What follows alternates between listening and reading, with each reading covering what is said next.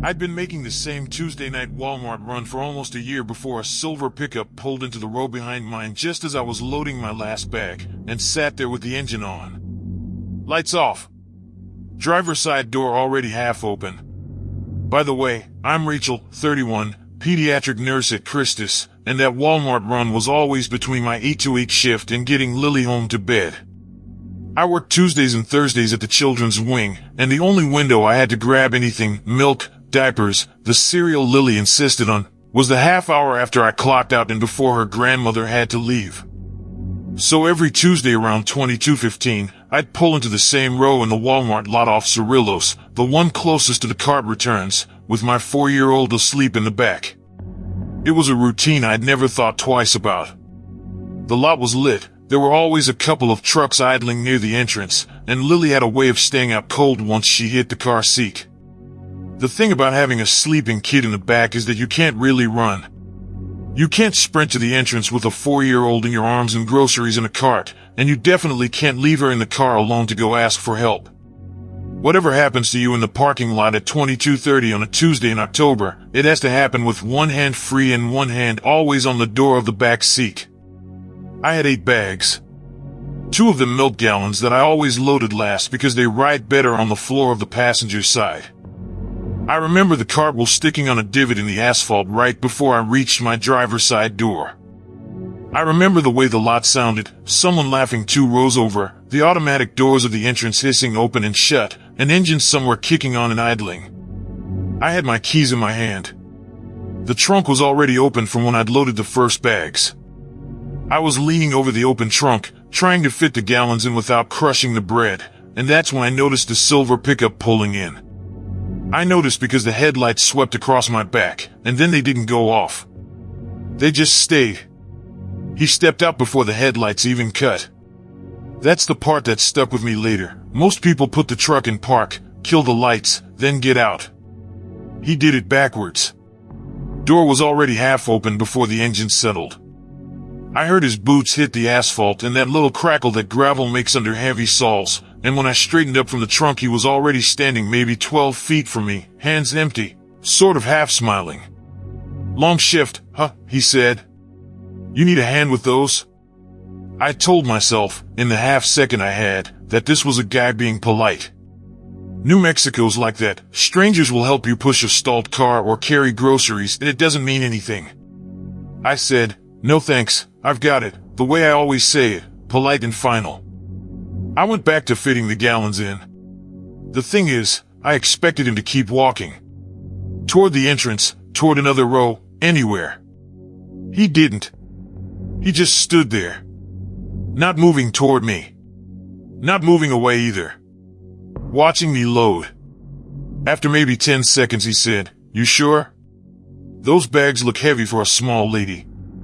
His voice was completely steady and it wasn't loud and there was nothing about the words you could call threatening.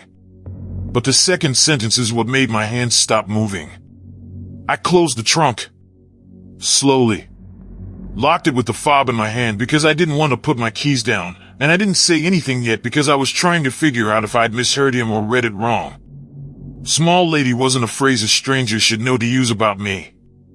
It was specific. It was something someone had been watching long enough to land on, and the way he held the line at 12 feet wasn't accidental either. I started moving toward the driver door. 2 short steps. He took a long step at the same time, parallel, in the row beside mine, like he was paralleling me without making it look that way. I stopped.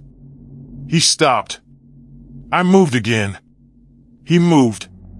The distance between us stayed exactly 12 feet.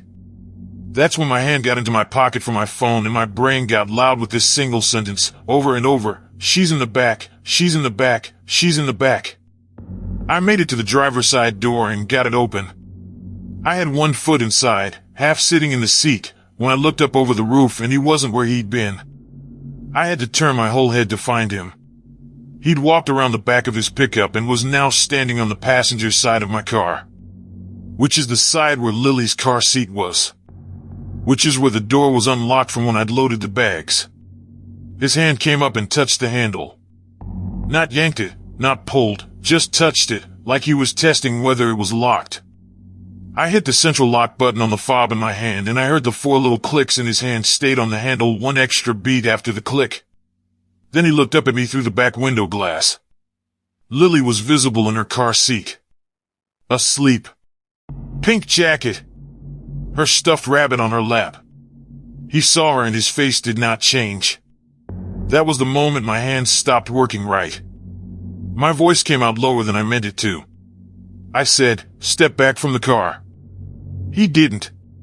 He kept his hand on the handle and tilted his head about 20 degrees, the way a dog does when it hears something curious. His other hand was in the pocket of his hoodie, and it had been in that pocket the entire time.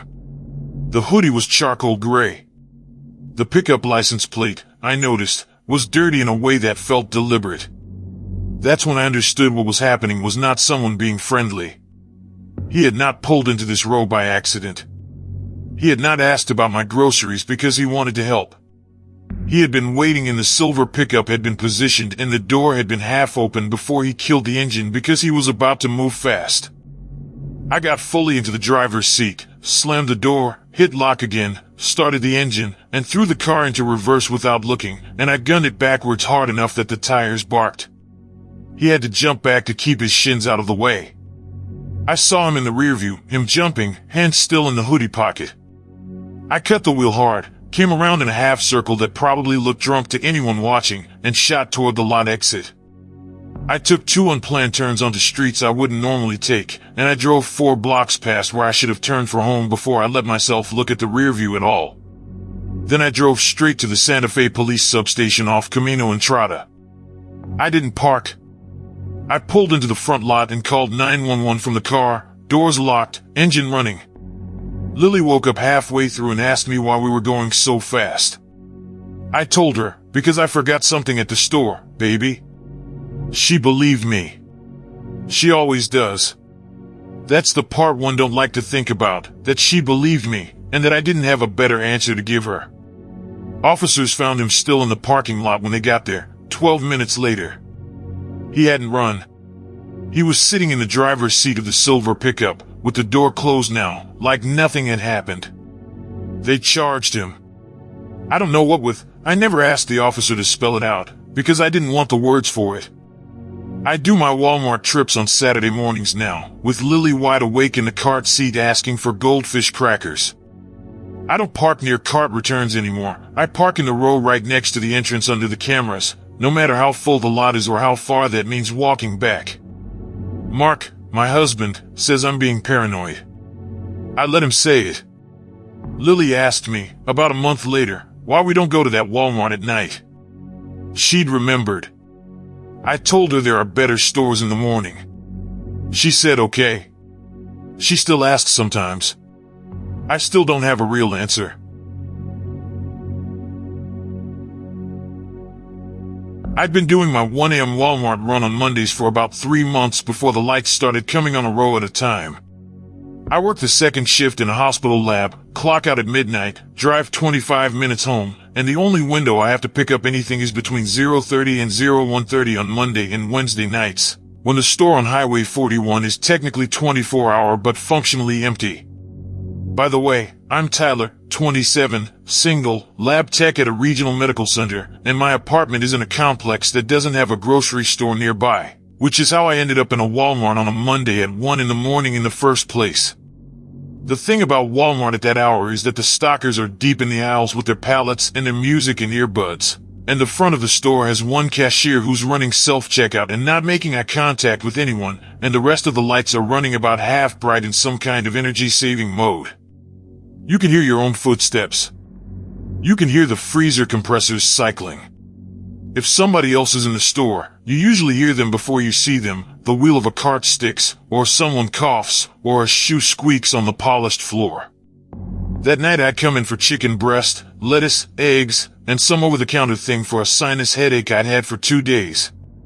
I walked the perimeter the way I always do, produce first, then meat, then toward the cold aisle. I didn't see anyone.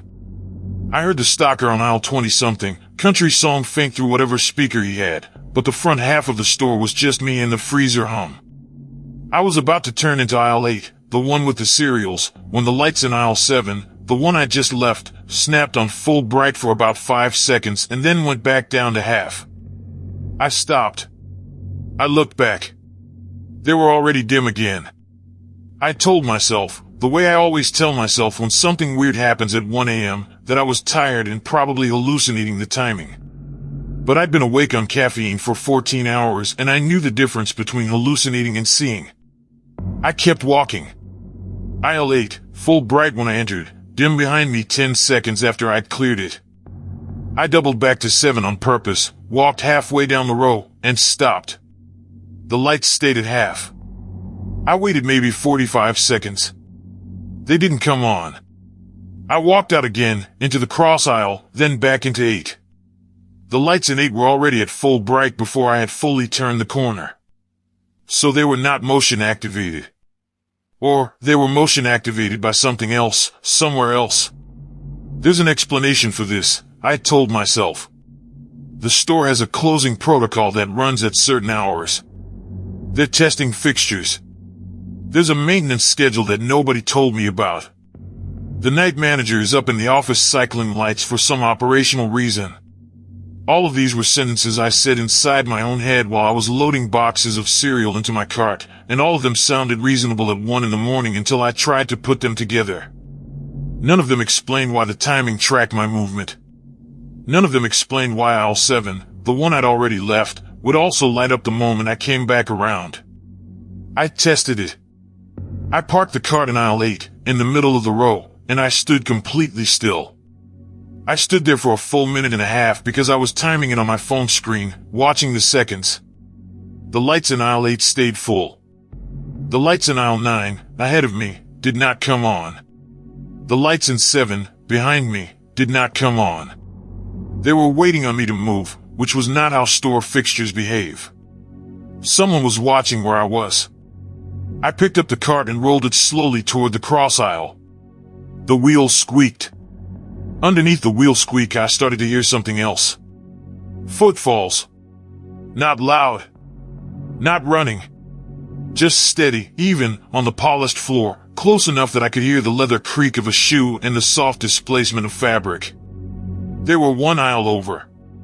Whoever it was, they were keeping pace with me, parallel, just on the other side of the rack. I stopped at the end of 8. The footsteps stopped. I waited. I could hear breathing. It was steady, slightly heavy in the way someone breathes when they're trying not to. I looked across the aisle, through the gap between the top of the rack and the ceiling fixtures, and I couldn't see anyone. The racks were too tall, the angle was wrong.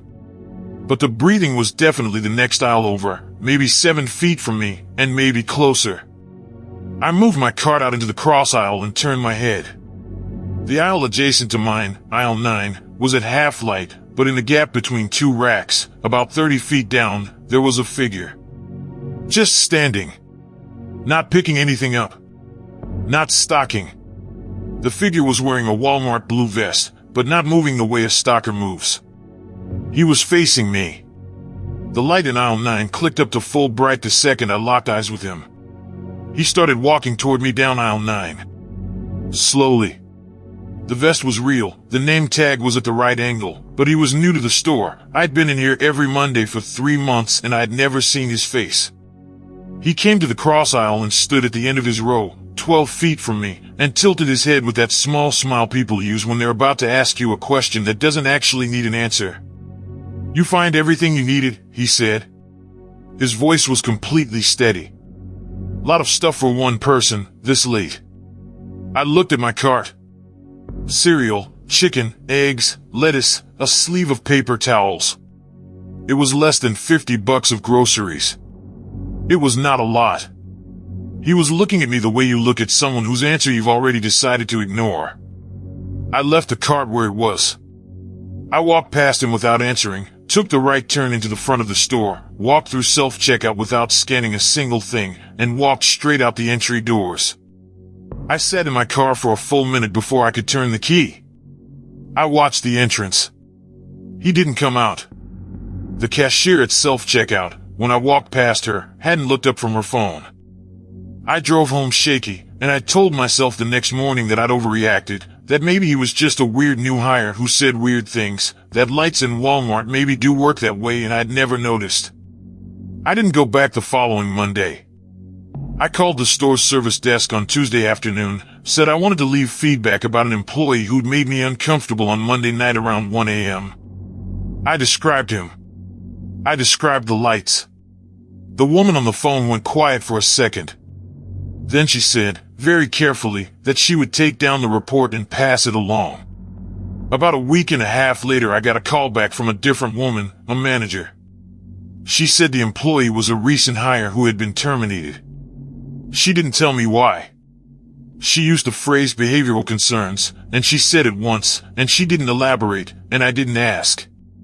I switched to the Target on Highway 41 South after that, even though it's farther from my place and the prices are about 30% worse. Target closes at midnight, which means I have to do my groceries on my one Saturday off, in the daylight, with all the other shoppers who shop in daylight. I don't shop alone in 24-hour stores anymore. Not anywhere. The thing I can't stop thinking about isn't even the man in the vest, it's the lights. Somebody had to be at a panel.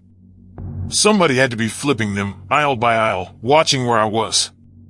I never asked the manager who that person was. I'm not sure I want to know. I'd been parking in the same back row at the Walmart on Kester Mill for almost a year and a half before the man with the dog story walked up to my car at 9:30 on a Wednesday night in October. By the way, I'm Carmen, 28, accountant, and that Walmart trip after work 2 evenings a week was just my routine, the way most people have a routine they don't think about until something happens inside it. I worked late on Wednesdays because Wednesdays were closing for the small commercial accounts I handled, and by the time I got out of the office, the only place open near my apartment that had what I needed was the Walmart on Kester Mill. I parked in the back row most weeks because I liked the long walk to the entrance. It was the only 10 minutes of fresh air I got that day. I always parked under the same lamppost. Same row, same spot, 2 spaces in from the car corral, lamp directly above. It was lit. It was visible from the entrance. It felt fine. Most weeks the lot wasn't full at that hour, but it wasn't empty either. The Wednesday night crowd was younger guys getting beer, women picking up something forgotten, a few people coming off second shift. Nothing weird about any of it. The thing I want to say up front is that I am not someone who notices people. I'm not naturally cautious. I leave my car unlocked sometimes. I forget to lock my apartment door. My friends call me oblivious. The reason I noticed the man at all was that he didn't make any sound walking up. The lot was loud, the cart return clattering, somebody laughing 2 rows over, a truck pulling out, and I had finished loading my groceries and closed the trunk and turned around to push my cart toward the corral when he was already standing there. About 6 feet away. Hands empty. Wearing a brown canvas jacket and sneakers and a baseball cap pulled down. He hadn't been there 4 seconds ago. I would have heard him approach if he'd been walking normally. He had not been walking normally. "Hey," he said, and he sort of half smiled. "Sorry, I'm looking for a small white dog. He's around here somewhere. You haven't seen him?" I said no. I looked around automatically because that's what people do when somebody mentions a lost dog, and there was no dog visible anywhere, not under cars, not near the entrance, not over by the cart return. He didn't look around with me. He kept his eyes on me the whole time. "He's pretty small," he said. "White and brown. Goes by Charlie." I asked him if he wanted me to help look for a minute. I said it because that's what you do. Somebody loses a dog in a parking lot. You help look. He said yes. We walked maybe 20 feet, between 2 rows. He didn't call the dog's name. He didn't whistle. He didn't bend down to look under any cars. He didn't pull out a phone with a photo. His eyes were not scanning low. They were on me, then on the entrance, then on me again. I told him I had to go. I said good luck. I turned and walked back to my car at a normal pace. I felt his eyes on my back the entire walk. I got in the car and locked the doors before I started the engine. I pulled out of the row and looked back through the rear view, and he wasn't where I'd left him. I couldn't see him at all. I drove out of the lot onto Kester Mill, took my normal left toward the highway, and about a quarter mile and I noticed a set of headlights behind me that hadn't been behind me coming out of the lot but were behind me now. Far back. Steady. Matching my speed exactly when I sped up and exactly when I slowed. I live in a townhouse off a side street in Clemens. There's no gate, no doorman, no underground parking, just a single-car garage that opens with a remote and a small driveway in front of it. I pulled into the driveway and the garage door started to lift, and the 8 seconds it took to fully open felt like a minute. The headlights in my rearview were not in my rearview anymore. I drove the car all the way into the garage and hit the close button before the door was even fully up. I went inside. I locked the inner door. I locked the front door. I checked the back slider. I poured a glass of water. I told myself I'd been paranoid, that the headlights were anyone, somebody else who lives in Clemens coming home from the same shopping trip. I went upstairs to change out of my work clothes, and as I was passing the front bedroom window I saw a dark pickup, slow, almost rolling, past the front of my house. It went past, then about 30 feet down it stopped. It sat there for about 10 seconds. Then it kept rolling. I waited at the window for 15 minutes. The pickup didn't come back, or if it did I didn't see it. I went downstairs, sat on the couch, opened my laptop, and tried to make myself answer work emails. About 30 minutes after I'd come home, with my apartment quiet and the TV off, I heard a very small sound from the direction of the garage. It wasn't a knock. It wasn't footsteps. It was the kind of dragging scrape a piece of fabric makes against concrete when something heavy moves on the floor. I knew, the second I heard it, what it probably was. I want to say I knew because I'd been thinking about it. I hadn't connected the man in the parking lot to the headlights to the pickup yet, not consciously, but my body had, because I sat completely still on that couch and I did not breathe for what felt like a long time. And then I picked up my phone and opened it to the silent 911 app I downloaded a year ago and never used. The dispatcher answered as a chat. I typed, "Someone is hiding in my garage under my car." Address. I'm upstairs. Doors locked. The dispatcher typed back almost immediately, "Stay where you are. Lights on. Do not go down. Officers en route. 7 minutes." I sat with the phone in my hand and listened to the floor below me. I did not move. I did not turn lights on or off. I did not call anyone. I did not check the cameras on my doorbell. I just listened and counted and waited. 2 deputy cars arrived without sirens. I saw the lights pulse blue and red against my front window for 1 second and then go dark. I heard car doors close very softly. They went around the side of the house. A spotlight lit up the whole side of my garage. I heard a voice, calm and loud, not yelling, "Sir. Come out from under the vehicle. Hands where we can see them." There was a pause, a scuffle, the metallic sounds handcuffs make. From the upstairs window I watched 2 deputies walk a man around the side of my garage, hands behind his back, head down. Brown canvas jacket. Baseball cap. He looked smaller in handcuffs than he had in the parking lot. I gave a statement at my kitchen table at midnight. The deputy was kind. He asked me twice whether I had any idea who the man was. I told him I'd never seen him before that night. The deputy made a small face when I said that, and I asked him what the face meant, and he said he'd tell me later. He told me the next morning. The man's name was on the news by lunch. He had prior arrests going back to 2019, stalking charges from 3 different women, a sexual battery charge from another. He was out on pretrial release for a similar offense at the time he was found under my car. 3 more women came forward in the 2 weeks after his arrest. All of them said the same thing. They'd been at the Walmart on Kester Mill, late, and a man had asked if they'd seen his lost dog. None of them had ever seen a dog. None of them had been able to put words to the wrongness of him until they read the news.